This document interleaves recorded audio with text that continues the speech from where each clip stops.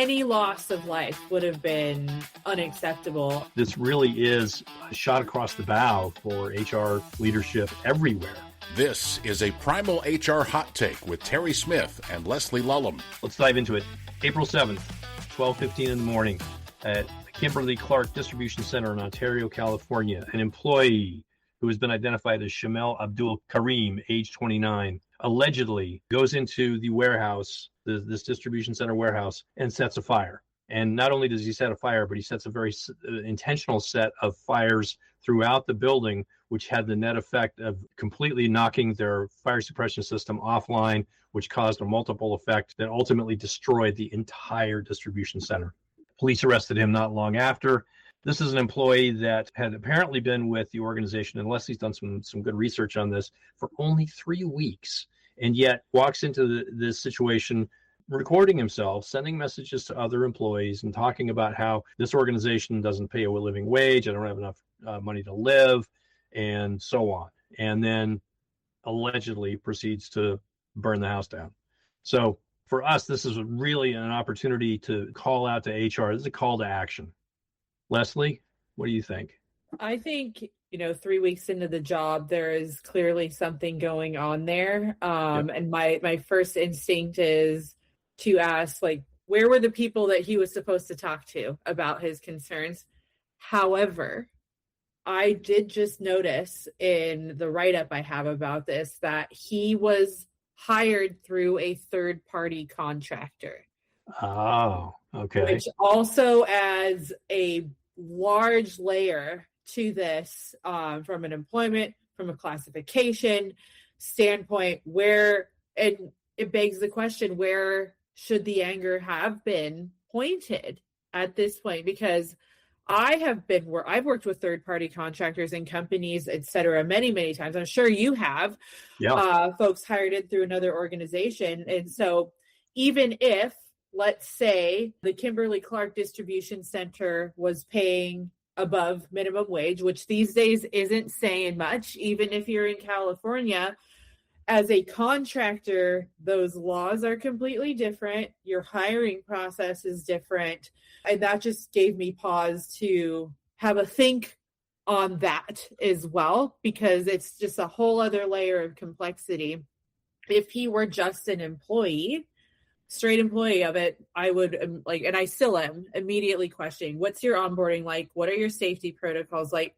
What support is given to the employees as they're moving through? He was only there for 3 weeks. Mm-hmm. He was on record saying he needed to be paid a livable wage, right? We know how expensive it is to exist in our society right now, not to mention in a place like California, where we know the living wages are vastly higher. Living wages are higher. Gas prices are insane.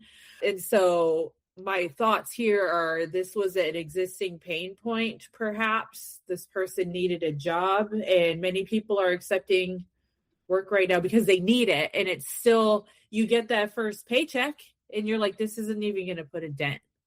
Right. So it moves people to an act of desperation. The thing that strikes me about this third-party scenario is, even in a case like that, the third party, whoever they may be, if they're an employer or organization of any kind, or even if they're a representation group, a contracting group that, hires people who are independent consultants, let's say, there's still a vetting process that needs to take place, particularly in a situation where you're moving product, you're potentially driving trucks, you're potentially driving forklifts, whatever that may look like. You have an obligation to, as the third party, to your client, to ensure that the people that you bring into the organization are capable of doing that work. And that should include background checks and those sorts of things, because you're representing your organization to a client, and the ambassador of your organization is that person that you put on assignment there or that they hire from you. That really is your brand right there. So if it was in fact brought forward by a third party, that's an issue for that third party. But either way, there still is an onboarding process that any individual should be going through at the point of hire. So if they're coming into Kimberly-Clark, even through a third party, there should be some kind of orientation process, some kind of opportunity for the human resources team to, for example, let all their new employees know about their employee assistance program and about ways in which we can help you as an employee deal with, the realities of a world that has become much more challenging financially than it's ever been. So either way, the third-party contractor, Kimberly-Clark, this is us saying to the HR folk, you got a problem here because it has manifested itself in the worst possible way.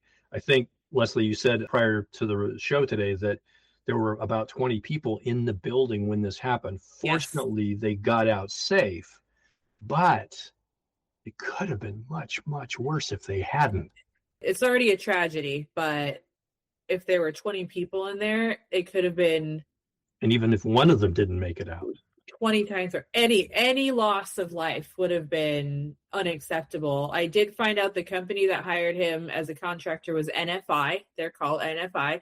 So just kind of taking it back to what you were saying, though, I think the fact that it's a third-party contractor being placed puts the onus of failure now, not just on one company, but two. Right.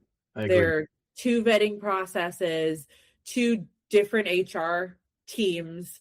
One should have been checking in with the other, right? We don't know if this is happening, but clearly this person either was sharing concerns before this and not being taken seriously, or had nowhere to share these concerns. Now, what makes this even more interesting is if we treat this person like a contractor, which they very may have been because they were hired through a third-party contracting company, they are not entitled to benefits like an EAP or medical benefits or anything provided by the company, which then adds this whole, you don't want to get me started on whether or not I agree with paying for contractors' benefits, because I would love to. Law dictates otherwise. Right. That said, what a colossal failure of not just the system, but the companies involved. And thank God no one was hurt. The only loss was production means and goods, which sucks. The bottom line took a hit too, but the negative press this is generating too for the companies. 100%. And realistically, even if this third-party organization did bring this individual to Kimberly-Clark, the onus on any organization that is involved in employment is to ensure that their employees have a good working experience. And having worked in the temporary staffing world myself, 100 years ago, I can tell you that it was a tooth and nail fight to get any of the temporary staffing firms, any organizations that placed people at different companies, locations, etc., to begin to build in benefit programs. For a long time, it didn't exist at all. And in many ways, many organizations that get in this business still don't do it. So again, there's more layers of the onion to be peeled back in terms of that relationship. Yeah. But ultimately, this really is, I think a shot across the bow for HR leadership everywhere, because the thing that really kind of this comes down to is what's known as violence risk in the workplace, right? And from a risk management point of view, organizations have a responsibility to manage risk for their employees, for their clients, for their vendors, and so on. And how leadership reacts to not just situations like this, but proactively in terms of how they engage employee programs, support services, and so forth, that tells the story to the employees of how the leadership operates.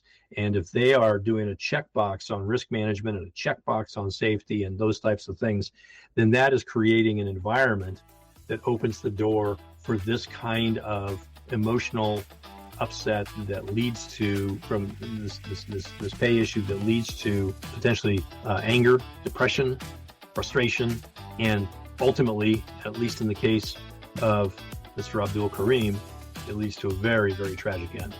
Yes, absolutely. Do you have a hot take that you cannot keep to yourself? We want to hear about it. Email us at hello@primalhrpodcast.com. Stay connected with us on social. We're at Primal HR Podcast everywhere. This is Primal HR, real people, real talk, real HR.